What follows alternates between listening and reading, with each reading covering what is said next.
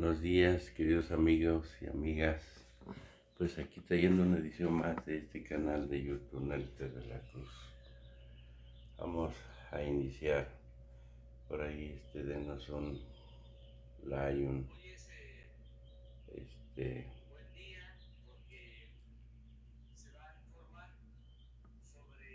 suscríbanse. Vamos a quitar recuerdo. Gracias.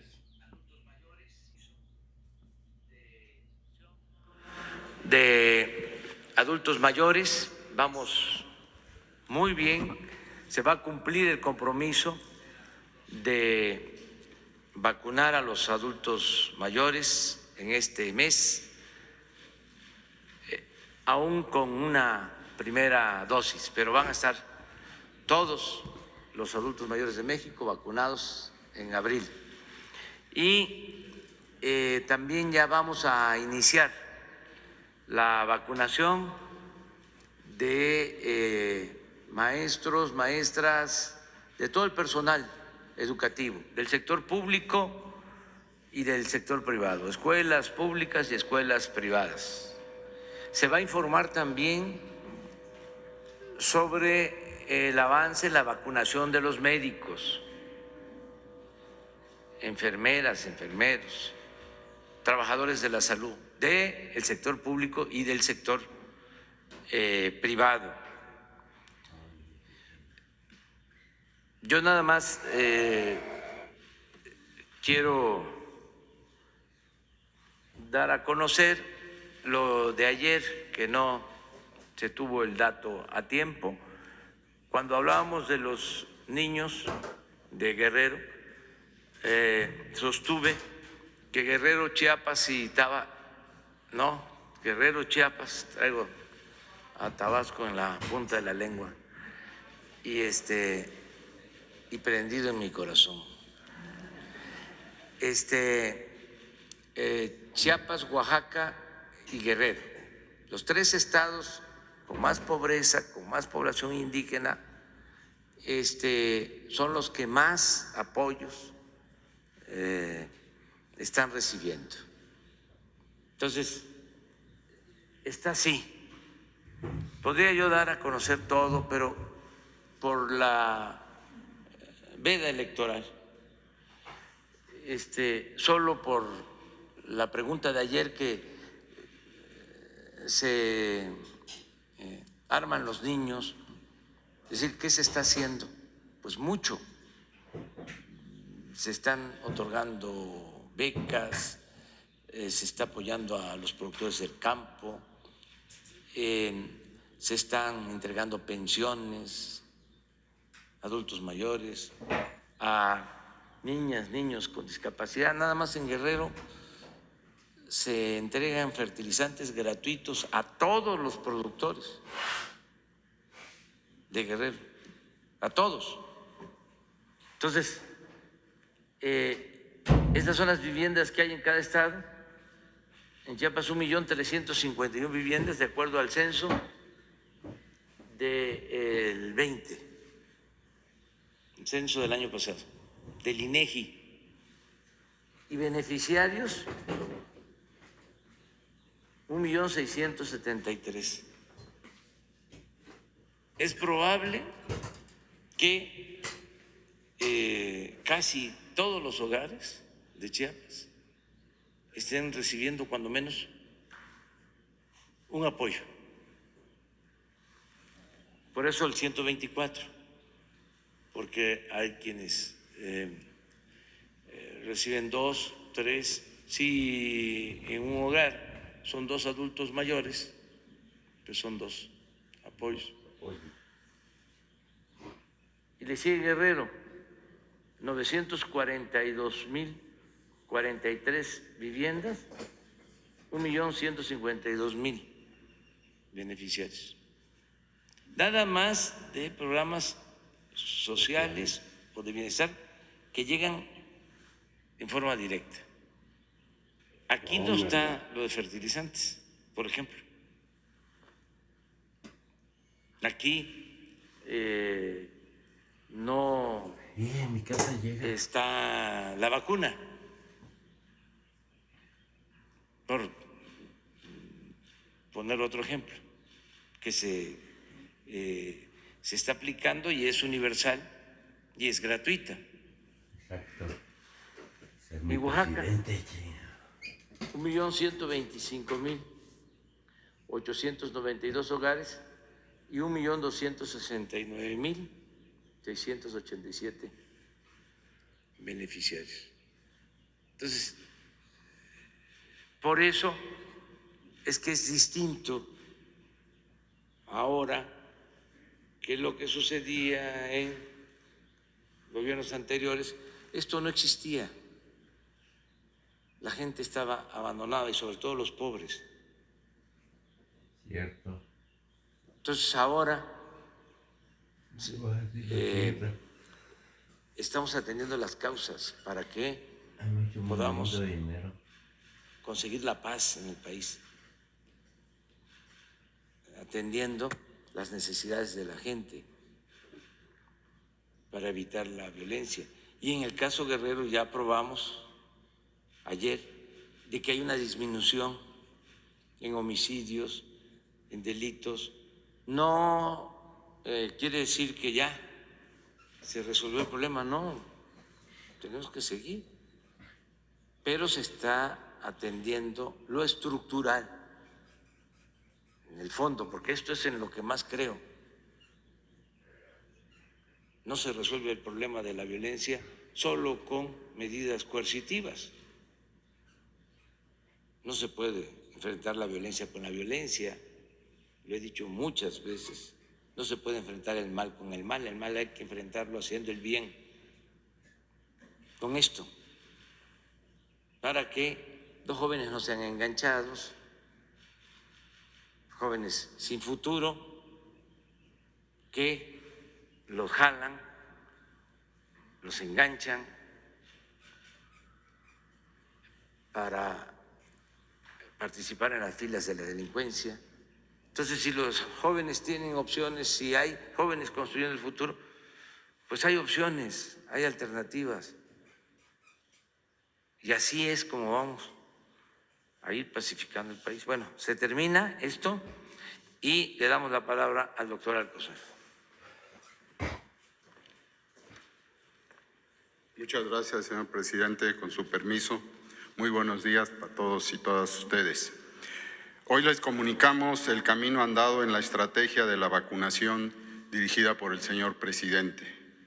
Veremos en dónde vamos con la aplicación en los adultos mayores y cómo se ha acordado el plan de vacunar a los trabajadores de la educación de las escuelas públicas y privadas para lograr el ansiado regreso a las escuelas.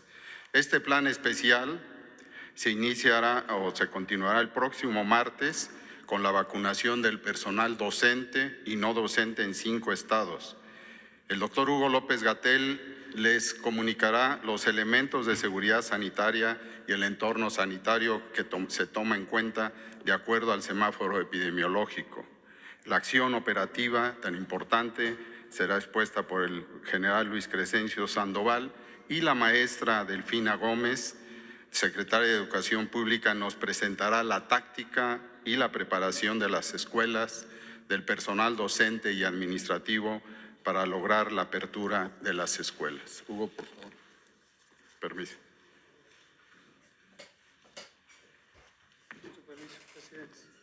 Con gusto, secretario. Presidente, muy buenos días. Secretario, secretaria, muy buenos días. Muy buenos días tengan todas y todos ustedes. Vamos a utilizar el breve informe técnico para dar contexto. Si me pasan la primera, recordar que llevamos 11 semanas de reducción de la epidemia, que se muestran en esta gráfica, y que la reducción ya es cerca de un 40% menor a lo que teníamos en el punto más bajo que llegamos durante el verano. En las siguientes dos imágenes lo que se ve también es la ocupación hospitalaria, que se mide en tiempo real y que está por debajo de una quinta parte de las camas designadas COVID, tanto en camas con ventilador como camas sin ventilador. Ahora, centrándonos en el tema de vacunación, sigue el programa de vacunación que empezó el pasado 24 de diciembre. de acuerdo a la estrategia trazada y fundamentada por el Grupo Técnico Asesor de Vacunación. Algunas modalidades específicas, esto debo dejarlo muy en claro, como la oportunidad de vacunar al personal educativo, derivan también de otras múltiples consideraciones, como el lograr que se reactive la vida pública, especialmente en aquellos elementos que representan derechos. Y el derecho a la educación es un derecho fundamental que lleva suspendido en la forma convencional, la forma presencial, por las razones obvias de la respuesta a la epidemia.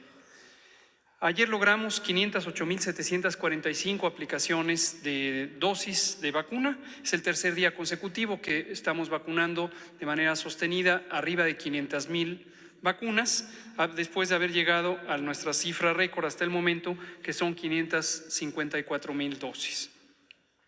En la siguiente imagen lo que vemos es el acumulado de las aplicaciones, es decir, personas que tienen ya sea la primera o ya la segunda dosis para los esquemas de doble dosis o la única dosis para los esquemas de una sola dosis. 13.421.000 personas ya están en esta situación.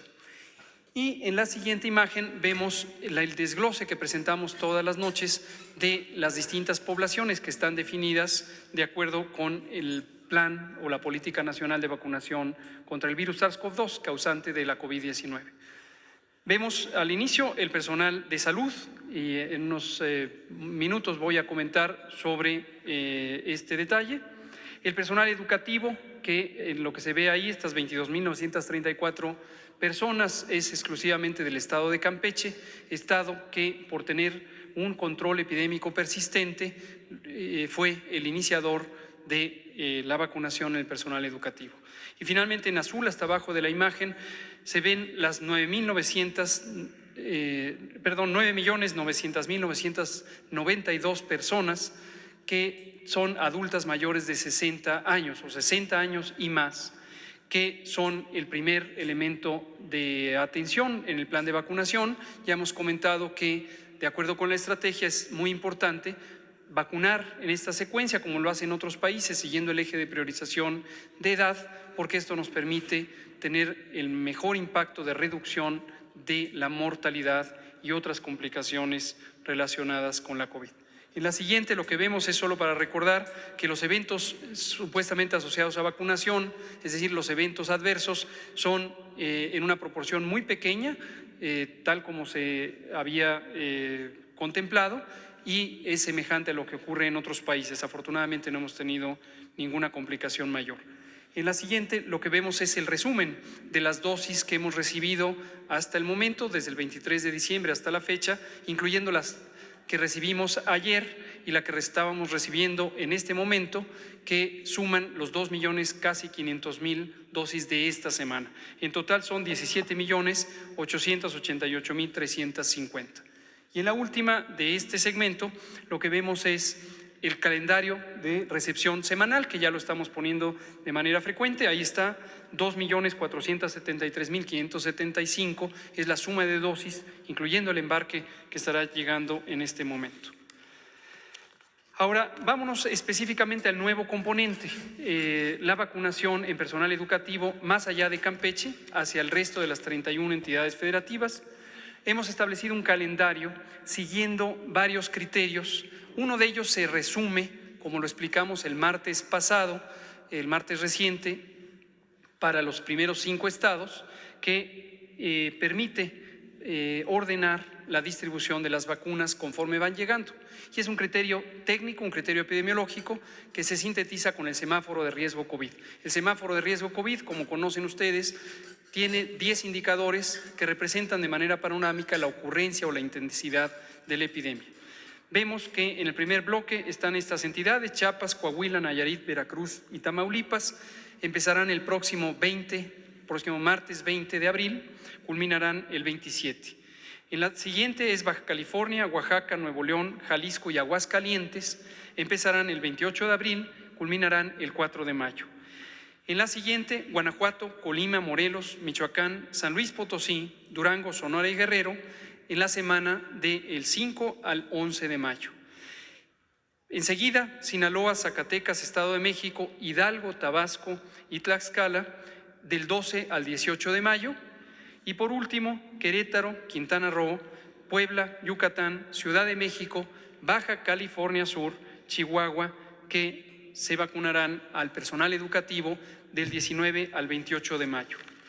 Para el personal educativo hemos seleccionado el uso de la vacuna CanSino.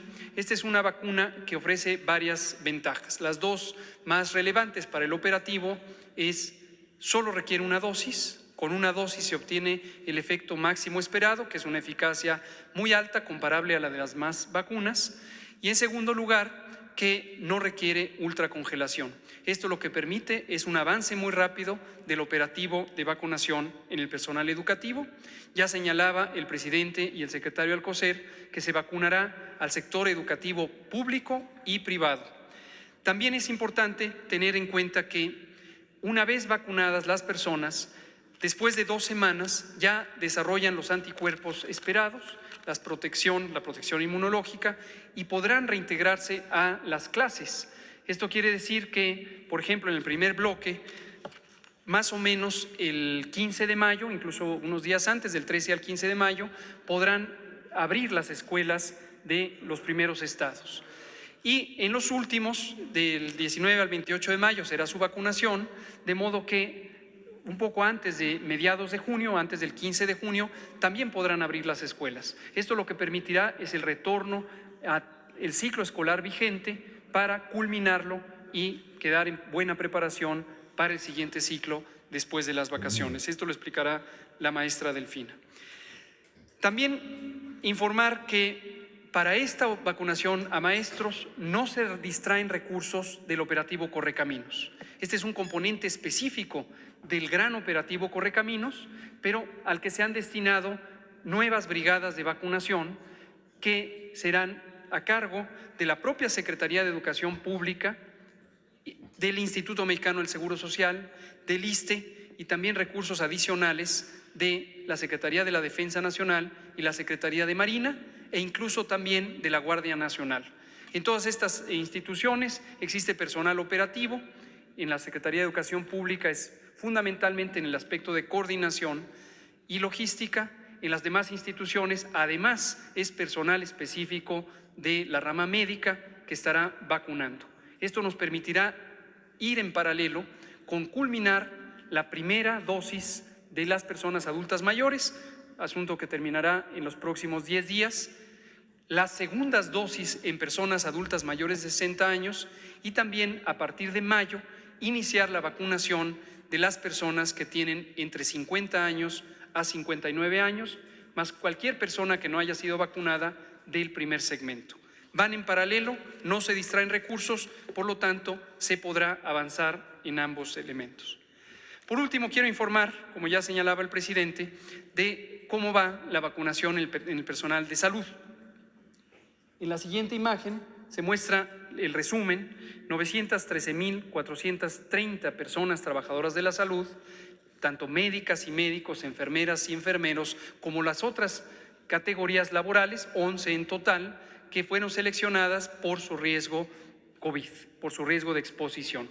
Este es el personal de primera línea. Se extendió también a un personal considerado de segunda línea, que finalmente son las personas que por su actividad profesional tienen un contacto estrecho con el riesgo de ser infectadas. Tenemos aquí un desglose que representa al sector público y al sector privado, y vemos que el sector público representa 97% de las personas que están en esta condición de primera línea y que han sido vacunadas, y el sector privado el 3%. No perder de vista que una proporción muy importante de personas que trabajan en el sector privado también trabajan en el sector público y fueron vacunadas en el sector público. Es decir, este 3% de cobertura está subestimado, porque todas las personas que trabajan en el sector público y trabajan en el sector privado, que son de primera línea y segunda línea, han sido también vacunadas. Ahora, esta distribución no es caprichosa, atiende a un criterio técnico que también fue identificado desde el inicio, que tiene que ver con cuánto contribuye el sector público a la respuesta COVID, cuánto contribuye el sector privado. Desde el inicio de la epidemia, las instituciones públicas obviamente se sumaron a la respuesta y también el Gobierno de México invitó a las instituciones privadas a que se sumaran a la respuesta en forma específica. Algunas atendieron el llamado y son las que se representan en la siguiente imagen, que es la última de mi presentación, que presenta un indicador muy importante que es la cantidad de personas que han sido atendidas en el ámbito hospitalario, en el sector público y en el sector privado. Esta curva, análoga a la curva epidémica, es las personas que han sido atendidas. Y lo que se ve ahí es que el total de ingresos hospitalarios son 628.981, se desglosa en un 98.3% que ha sido atendida en el sector público y un 1.7%, 10,000 personas, 10,720, que han sido atendidas en el sector privado. Entonces, claramente, la representación de la atención es muy mayoritaria en el sector público, menor contribución, muy valiosa, se agradece mucho, pero menor en el sector privado, y desde luego la vacunación ha considerado esto o incluso ha sobrepasado la protección también en el sector privado, al menos duplicándola. Esto es lo que queremos informar al respecto, presidente.